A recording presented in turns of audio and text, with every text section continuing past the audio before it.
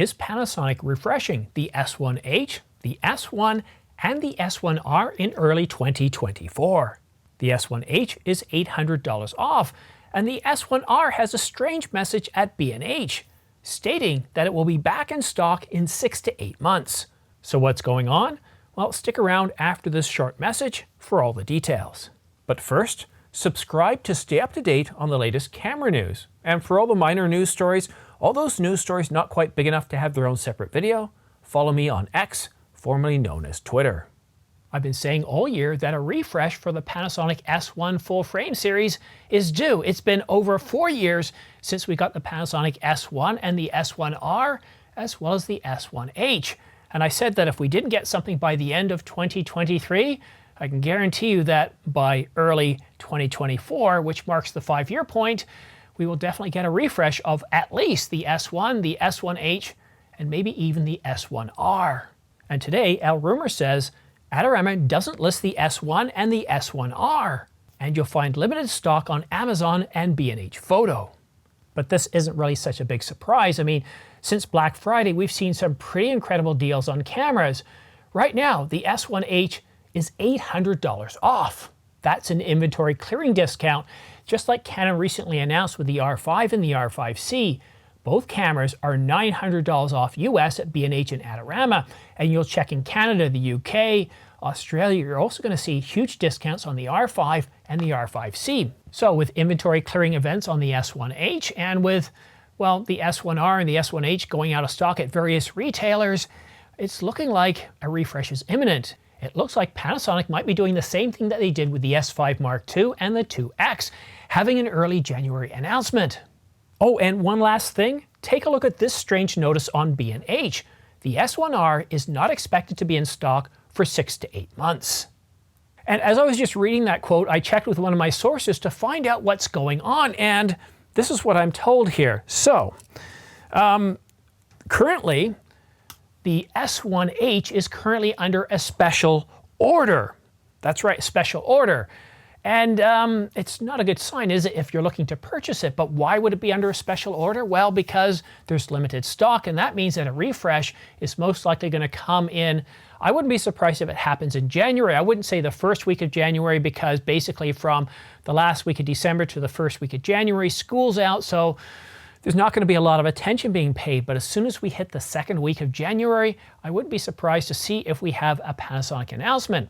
The only question is, are we getting the S1 Mark II, the S1R Mark II, and the S1H Mark II? Or could Panasonic decide to say, hey, let's take a look at the S1R and the S1 and just put them together, make it a single camera? Because if we look at the Nikon Z8 and the Canon EOS R5, well, there's no need to have really two separate cameras, a stills hybrid camera and a stills focused camera with pixel shift, and then have a separate a video-centric camera, the S1H Mark II.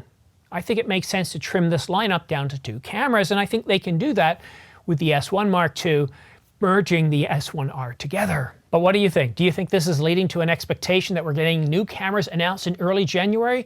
Or is Panasonic just having trouble meeting demand like it was, well, 2020 and 2021?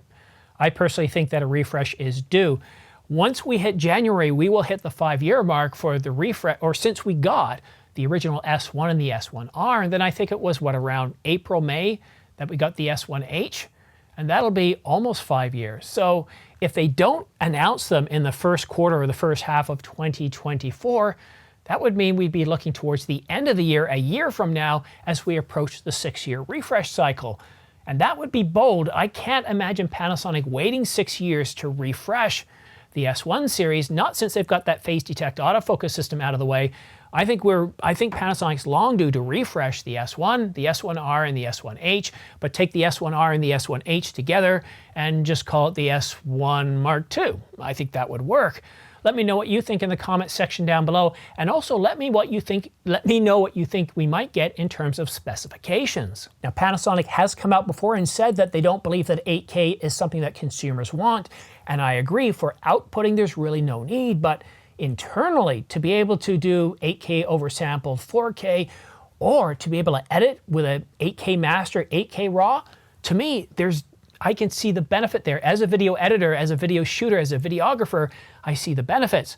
Now the difference between 6K and 8K oversample 4K is noticeable, and noticeable enough that the Canon EOS R5, a 3.5-year-old camera, has better detail than the Sony a7S III when you're looking at 4K 30 HQ mode. Now once you go to 50 and 60 frames per second, where the R5 doesn't have oversampled 8K, you don't notice the difference. The other opportunity they can do here is they can give us 7K oversample 4K, which to me, the difference between 7K and 8K oversample 4K, not a huge difference. But if we're getting 6K oversample 4K, that kind of gives you an idea of the resolution of this camera, and that it's not going to get any noticeable big increase over the S1 and the S1R. Is Panasonic going to keep us at around 24 megapixels? I hope not. I hope they at least take it up to around 30 megapixels, 32 megapixels, which would give us 7K oversample 4K. But we'll have to see what other video capabilities and specifications that these cameras have. Panasonic has a history of producing really good cameras. The S1, the S1R are really good cameras when they came out, as is the S1H. And today, with $800 off the S1H, it's still a very solid go-anywhere camera. The only question that I'd have to ask you is, do you want to wait for Panasonic's refresh of the new S1 cameras with their new phase detect autofocus system? Or do you want to stick around and use that old contrast detect depth from defocus autofocus system? It's a bit of a mouthful, isn't it? Anyhow, so if you're looking at purchasing any of the cameras mentioned in this video or any other camera bodies, lenses, or accessories, then please consider using my affiliate links down below because it really helps support this channel. I get anywhere from 2 to 15% back, which goes to purchasing new gear. I've just pre-ordered the Canon RF 200 to 800 millimeter, a new monopod, a carbon fiber monopod, 50% off. And it looks like I'm going to have to buy a new lavalier mic. This is my second Tascam DR10L.